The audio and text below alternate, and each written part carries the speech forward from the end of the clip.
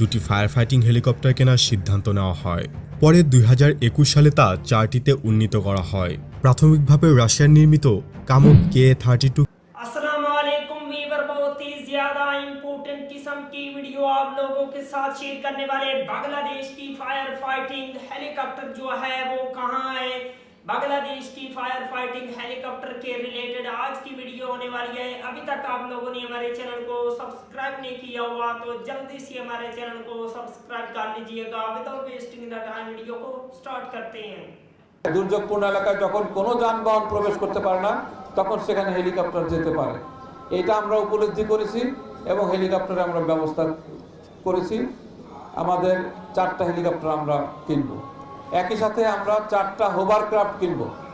Hovercraft হলো উভচর জলযান, যেটা পানি এবং ভূমি সব জায়গাতে চলতে পারে। এটা বন্যা কবলিত এলাকা এবং উপকূলীয় অঞ্চলের দুর্গত মানুষদেরকে উদ্ধার করার জন্য এই যন্ত্র কেনা হয়েছে। আসসালামু আলাইকুম ভিউয়ার্স, 2019 সালের নিমতলী ট্র্যাজেডি এবং বনানীর এফআর টাওয়ারের অগ্নিকাণ্ডের পরে ফায়ার সার্ভিসের জন্য ফায়ার ফাইটিং হেলিকপ্টার ক্রয়ের প্রয়োজনীয়তা উপলব্ধি করে দুটি ফায়ার ফাইটিং হেলিকপ্টার কেনার সিদ্ধান্ত নেওয়া হয়।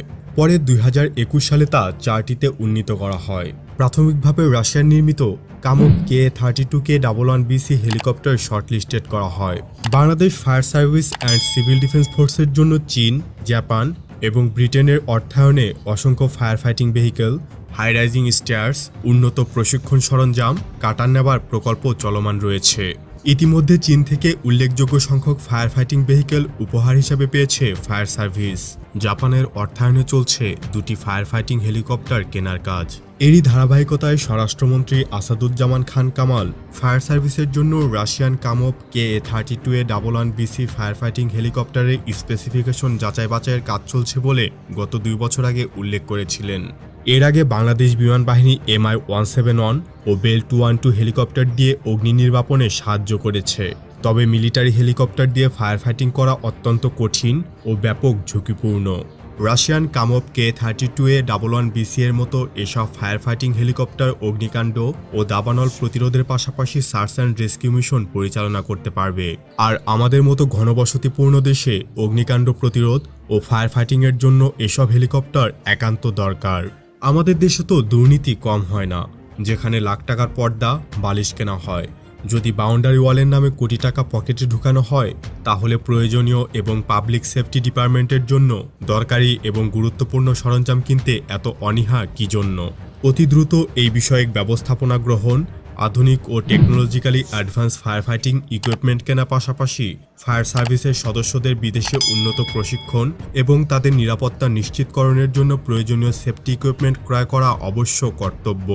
আর সবচাইতে জরুরি হলো Bangladesh fire service and civil defence ফোর্সের জন্য অতি সত্বর 4টি ফায়ার ফাইটিং হেলিকপ্টার ক্রয় করা প্রয়োজন। আজ দেশে যদি ফায়ার ফাইটিং হেলিকপ্টার থাকতো, তাহলে হয়তো এতজন মানুষের মৃত্যু দেখতে হতো না এবং এত সংখ্যক ফায়ার সার্ভিস কর্মীরা নিহত হতো না। তো এখন এতটুকুই। নতুন কোনো ভিডিও নিয়ে খুব দ্রুতই হাজির হব ইনশাআল্লাহ। সে পর্যন্ত ভালো থাকুন, সুস্থ থাকুন, ইনফরমেটিভ বাংলার সাথে থাকুন। দেখা হবে আবারও। আল্লাহ হাফিজ।